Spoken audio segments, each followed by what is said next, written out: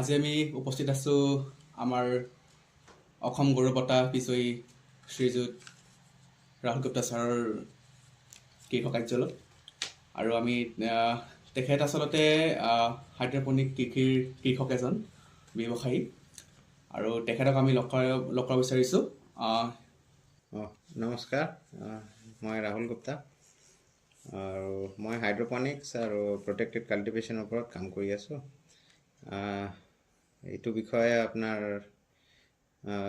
যেনেকুৱা আপোনাৰ কোৱাৰি হ'ব নহয়, মই আপোনাক সেইটো আপোনাৰ মাধ্যম দি মই চবক মানে দিবলৈ চেষ্টা কৰিম। ঠিক আছে, তো আপুনি ষ্টাৰ্ট কৰিব পাৰিব। হয় ছাৰ, প্ৰথমতে আমি আপোনাৰ শিক্ষাগতৰ বিষয়ে আমি জানিব বিচাৰিম আপোনাৰ পৰিচয়। মই পঢ়া আছিলোঁ। মই MBA finance from university of Wales. তো সেইটো মই ফাইনেন্সত মই MBA কৰিছিলোঁ ফ্ৰম ৱেলছ আৰু ইউনিভাৰ্চিটি অফ ৱেলছ। আৰু তাৰপিছত মানে অহাৰ পিছত মই ICRA মানে ৰেটিং এজেঞ্চি আছে, তাত মই চাকৰি কৰি আছিলোঁ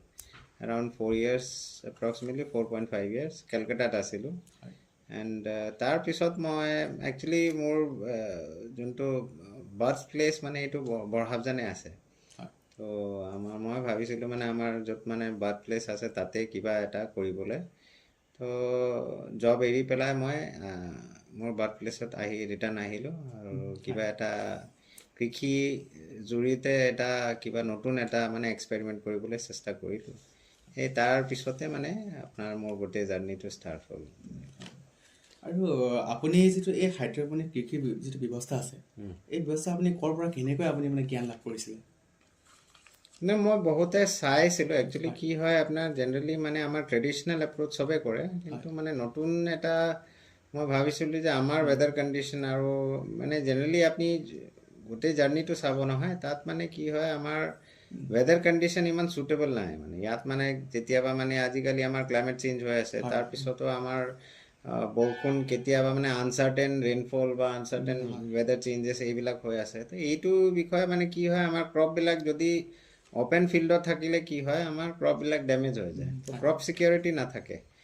সেইটো বিষয়ে মই এইটো চাৰ্চ কৰি পেলাই এতিয়া ভাবিলোঁ যে কি কৰিব লাগে চ' ডেট মানে আমাৰ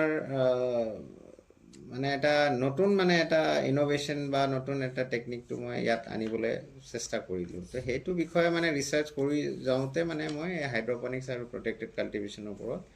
ৰিচাৰ্চ কৰিলোঁ। এণ্ড 2019 মই ষ্টাৰ্ট কৰিছিলোঁ সেই গোটেই জাৰ্ণিটো। 2019 যিহেতু আপোনাৰ 4-5 বছৰ চৰ্চা হৈছেগৈ। 19 মানে 2019 ছেট আপ কৰিছিলোঁ। তেতিয়া মানে একোৱে তেনেকুৱা মানে এটা অৱস্থাত আছিলোঁ যে মানে একো নলেজ নাছিলে। মানে এনেকুৱা এটা ডেজাৰ্টেড লেণ্ডত মানে আপুনি অকলে আপুনি কাম কৰি আছে, তাৰপিছত মানে একো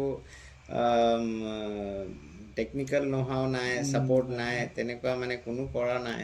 তো যেতিয়া আপুনি নতুন চব কৰিবলগীয়া হয় ন, তো আপুনি আপোনাক মানে বহুত মানে হেৰি কৰিব লাগে মানে তেনেকুৱা। তো বহুত মানে চেষ্টা কৰিব লাগে, বহুত মানে হেৰি কৰিব লাগে।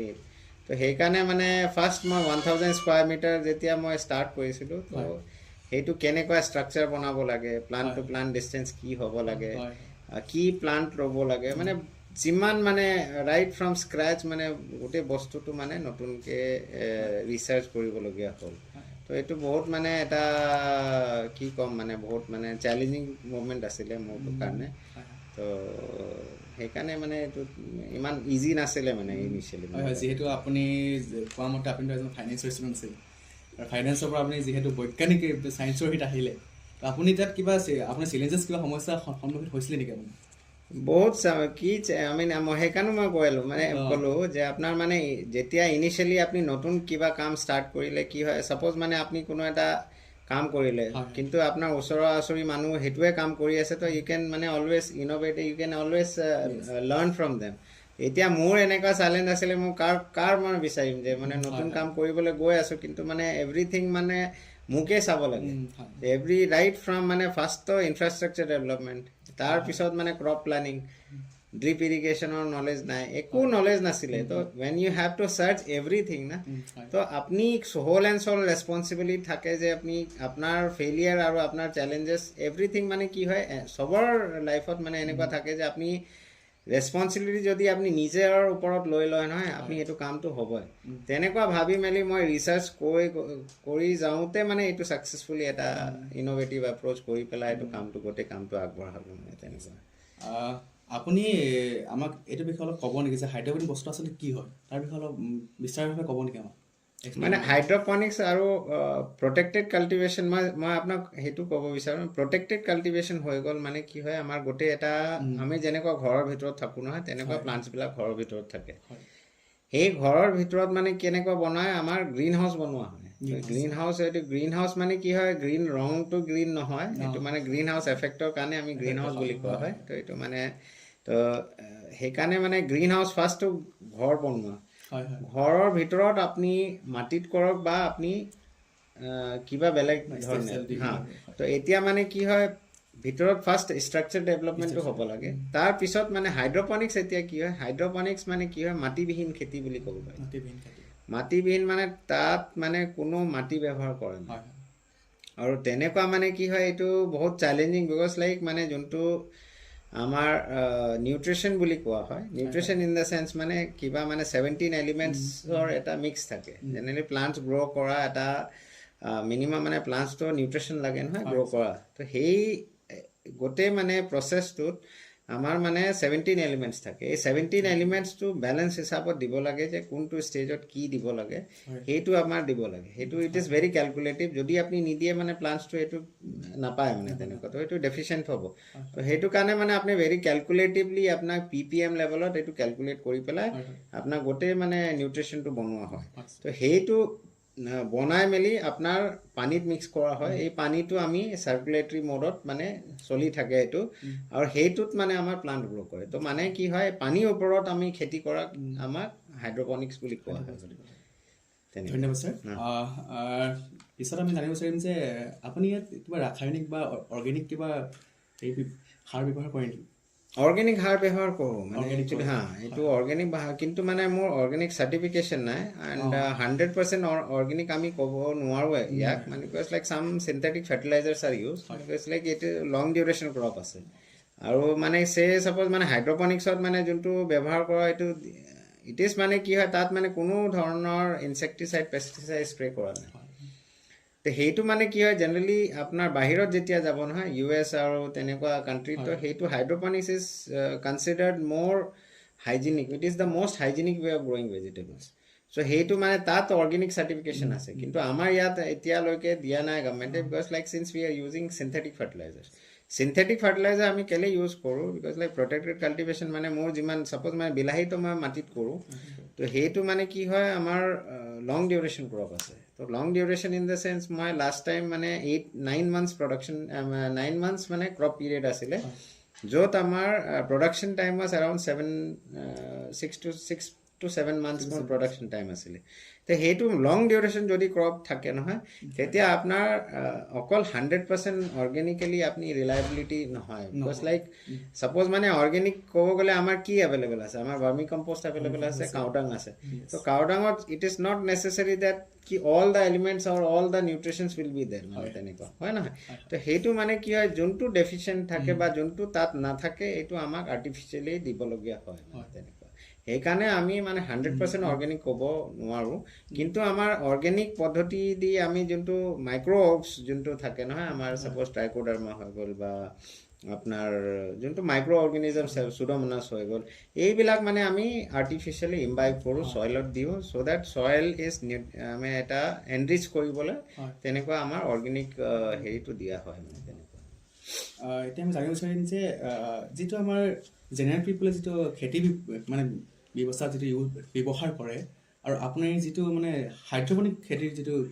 ব্যৱস্থা আপুনি পদ্ধতি ব্যৱহাৰ কৰে, সেই দুটাৰ মাজত পাৰ্থক্য কি? মানে আপুনি ভাবেনে কেতিয়াবা যে মানে যিটো আমি নৰ্মেল পিপলে যিটো আমি খেতি কৰে, সেই খেতিতকৈ আপোনাৰ যিটো হাইড্ৰপনিক খেতি, সেই খেতিটো বেছি মানে আপোনাৰ প্ৰডাকশ্যন বেছি হয় নেকি বছৰ? হয় না, আমাৰ ছাপ'জ মানে আপুনি এতিয়া কি হয়, আমি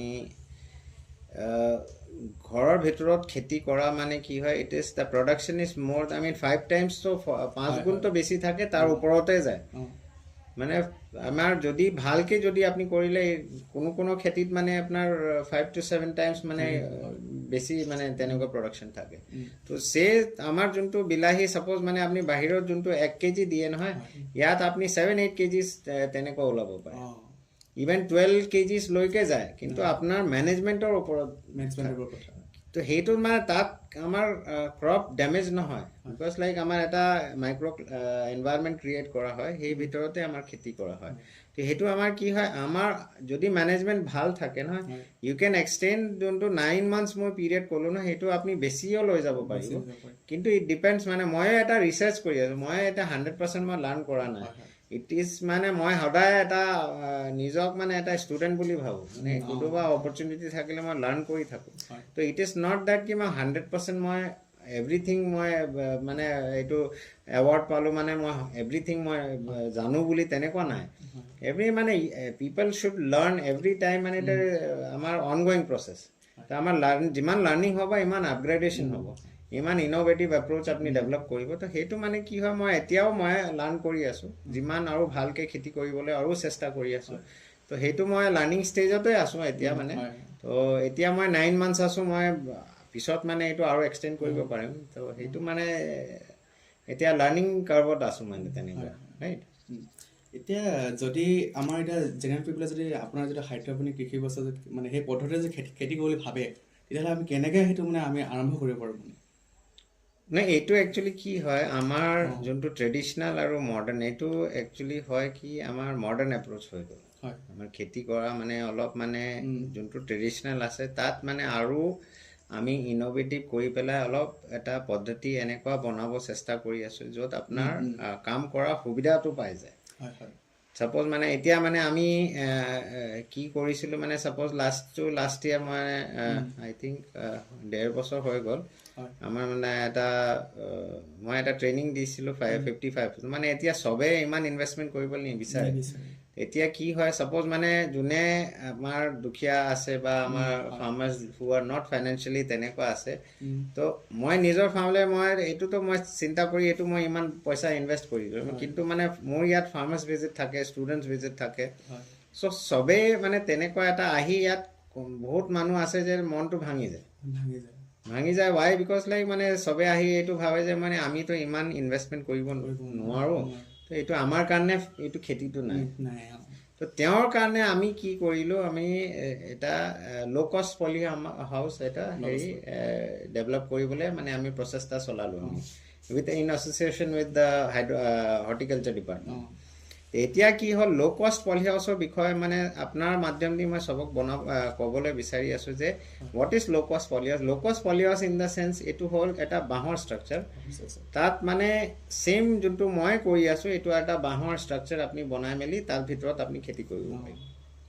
যিহেতু বাঁহটো আমি এনেকৈ পাই থাকোঁ তো বাঁহ আপোনাৰ নিজৰ পালে এতিয়া মানে গভৰ্ণমেণ্টে মানে হৰ্টিকালচাৰ ডিপাৰ্টমেণ্ট এগ্ৰিকালচাৰ ডিপাৰ্টমেণ্টে আপোনাৰ পলি হাউচ দি দিব পলি শ্বীটছ দি দিব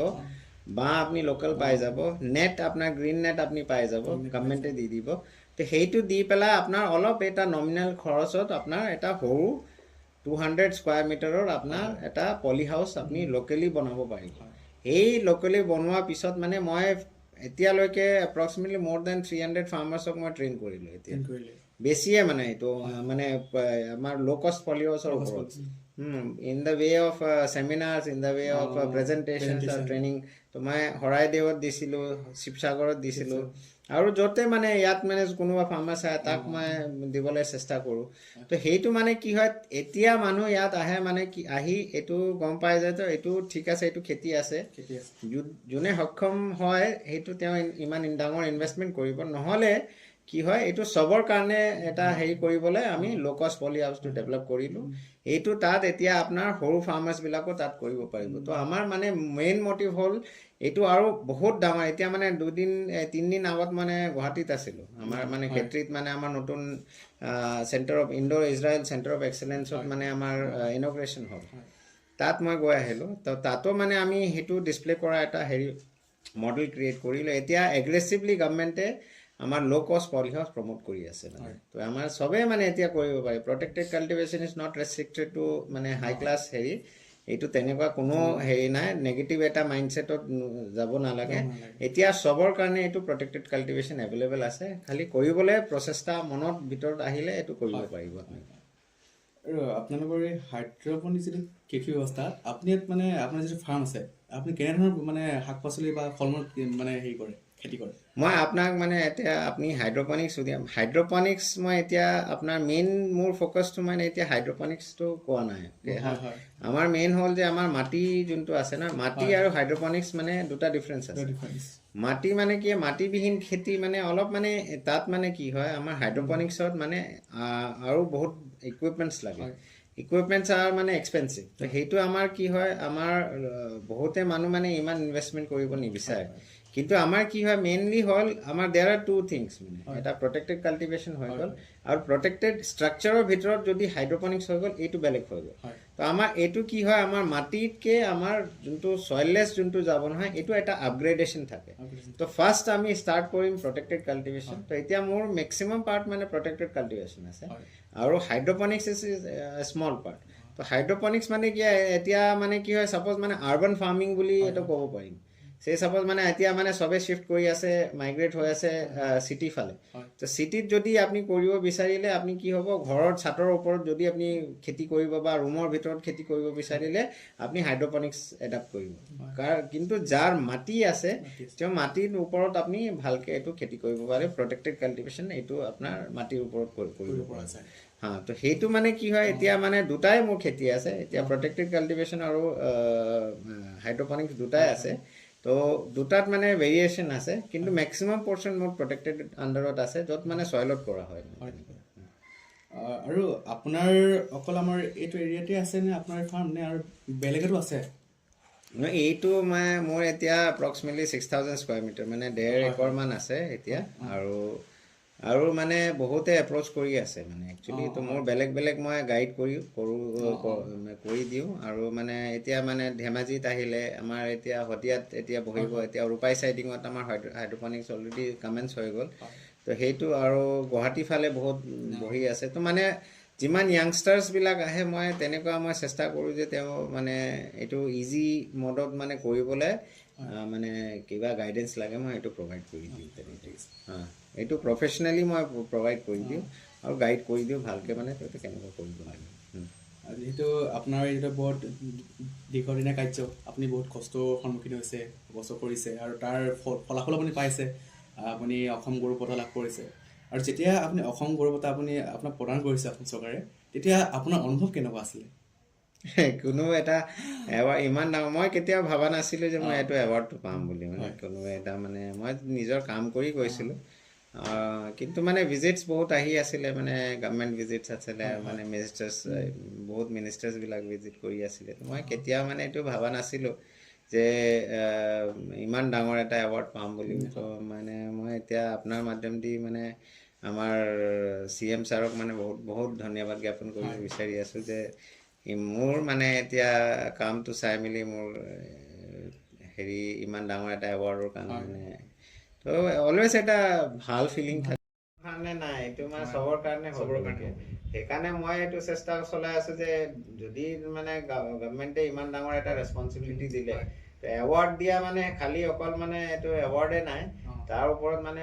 ৰেচপনচিবিলিটি বহুত বাঢ়ি যায় তো এতিয়া মোৰ ৰেচপনচিবিলিটি হৈ গ'ল যে এইটোত কেনেকুৱা পাছ অন কৰিব লাগে তো এতিয়া মানে মই যিমানে আগতো মই কৰি আছিলোঁ যে মানে মোৰ কামবিলাক মানে নিজৰ ফালৰ মই ৰেষ্ট্ৰিক্ট কৰা নাছিলোঁ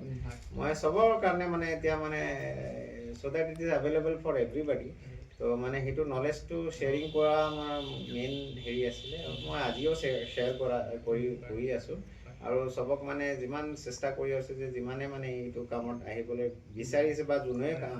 আহিবলৈ বিচাৰি আছে তাক মানে গাইডেঞ্চ দিবলৈ মই বহুত শেষত ছাৰ আপোনাক পুনৰবাৰ ধন্যবাদ জ্ঞাপন কৰিছোঁ